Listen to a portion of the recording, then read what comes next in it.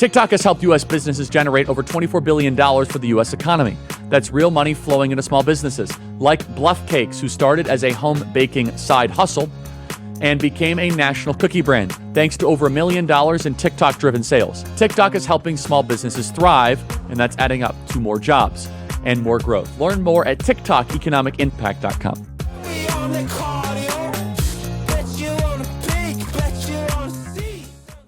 Joining us now is a great friend and amazing person, Senator Mike Lee from the wonderful state of Utah.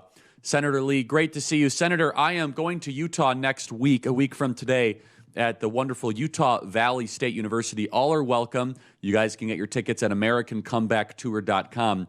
Senator Lee, this is already making a lot of headlines. People are very angry. They're calling for my cancellation. They think our permit should be pulled. This is a greater response than when I go to Berkeley.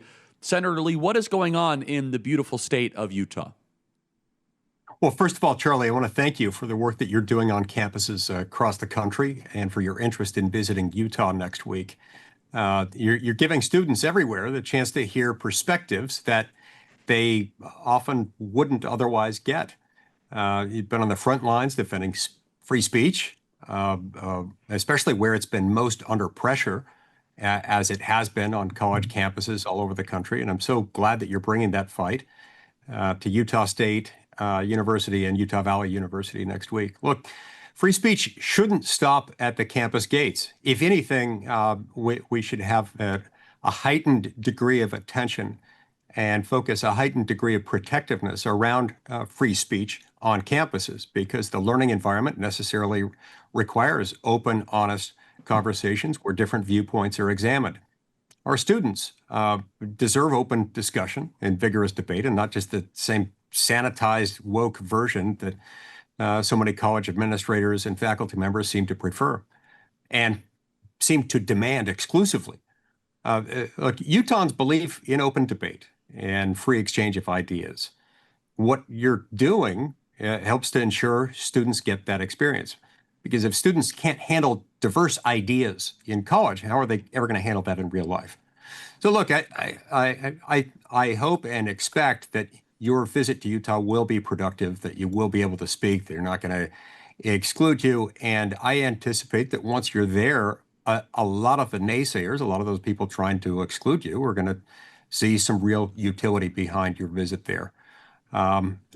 Who knows why they decide to start these things, but each time they start them, and then you show up and do what you do best, people were enlightened as a result of it. So thank you for doing that. Well, it's going to be fun, and I think some of these people that are getting very angry are going to be very disappointed, because I'm the same person on this program that I'm there on campus, and if you disagree, you can go to the front of the line, and we're going to have a good chat. It's AmericanComebackTour.com. Senator, and Charlie, when you show up and they see that Monday, when you show up and they see that thought, you please. Right and have opposable thumbs, I think some of them are going to feel a little bit silly after the big to-do they've made of that. No, that's well said, and thank you, Senator. Senator, I want to shift gears here to President Trump's Truth Social. He said Monday's court order in Utah is absolutely unconstitutional. How did such a wonderful Republican state like Utah, which I won in every election, end up with so many radical left judges? Senator, what is going on here? Please take some time and go into some detail and explain what's happening in the great state of Utah. Yeah, so Utah's electoral system is under attack by Democrats, and including their leftist allies in the Utah courts. About 7 years ago, there was an effort through which Utah voters passed a law through a ballot initiative creating a legislative redistricting commission. Now, in the years that followed, the Utah legislature subsequently amended that law, which it has the power to do under the Utah Constitution. In other words, you can make a law either through the legislature or through a ballot initiative. The power somewhat rarely used, but when it is used, it runs on a parallel track with laws made by the legislature. And so the legislature can subsequently amend or even repeal a law that was previously made under our state constitution through a ballot initiative. But Utah courts are now invalidating the legislature's amendments to that earlier ballot initiative and to Utah's existing congressional district maps, even though nothing in the Utah Constitution compels or even allows that result.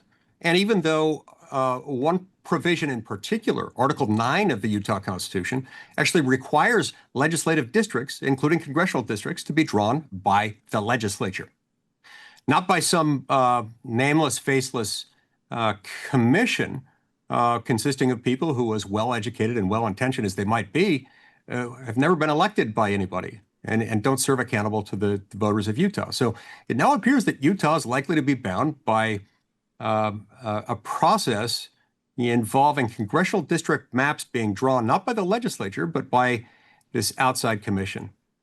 And although the legislature still has final authority to approve any such maps, under the court order that came out last week, that maps one way or another have to be more or less drawn by the commission, even though that constitution belongs to the legislature. Look, this is great for Utah's Democrats, who haven't controlled the Utah legislature in many, many decades. Not because Utah voters are ignorant, but because they don't like what the Democratic Party is selling and haven't for decades. That's why we have Republican supermajority margins in the Utah House and in the Senate, and why we've controlled the governor's office for decades. But now with this, they found a clever way to even the score by enlisting the help of their judicial allies. Look, this is a terrible development for the rule of law, for voters in Utah who deserve to have these decisions made in a manner consistent with the U.S. Constitution and the Utah Constitution. Now, and make no mistake, this decision, while being heralded by the left because they like it, because it's a victory, these are cheap points they're scoring, this will make the process of drawing legislative districts in Utah less accountable to the voters, not more. Because that's what happens when you take that constitutional responsibility away from elected lawmakers and you give it to someone else. It'll also result in maps that are far more generous to Democrats, and I think that's the whole point, is that they hope to pick up at least one seat, maybe two, for Democrats in Utah as a result of this. So it's kind of a judicial takeover of the political process, one that's designed by leftists to advance the electoral prospects of the Democratic Party in Utah. And it's yet another example of how these independent commissions are so often used by the left to give an unfair, unearned advantage to Democrats in red states, one that they could never otherwise secure through the electoral process. Yeah, so this is a part of a broader redistricting fight in California and Texas. Let me ask this. Why is Utah seemingly having this Democrat appeasing moderate streak? Let's just talk more broadly about Utah. You're a constitutional conservative, Senator Lee, and one of the best, if not the best, in the nation, and you have an amazing track record, and you're so good to your constituents, and you represent your voters. Why is it that in Utah, which is supposed to be this solidly red state, why give any ground at all whatsoever? What are the influences that are seeping into Utah that seem to be changing the politic there? Perhaps first and foremost, I think we've gotten a little complacent with the fact that we've had these Republican majorities in both houses of our legislature and the governor's office and so many of our other prominent elected positions in the state. And the fact that we've had those under the Republican banner for as many decades as we have has perhaps caused many in the state to not be aware of what's going on, because you have to dig into some of these details to see what's going on when something like this happens.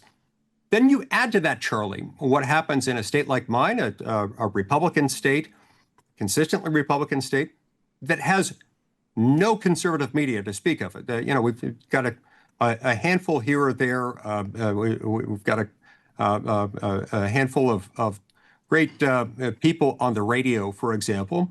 But as far as our print media and our mainstream broadcast media, TV and radio within the state, we have no significant, large-scale, conservative or even right-of-center media within Utah. It's a pretty mismatched state in terms of the political views of the constituency, the citizenry of Utah, and the disparity between that and the news media establishment. That doesn't help.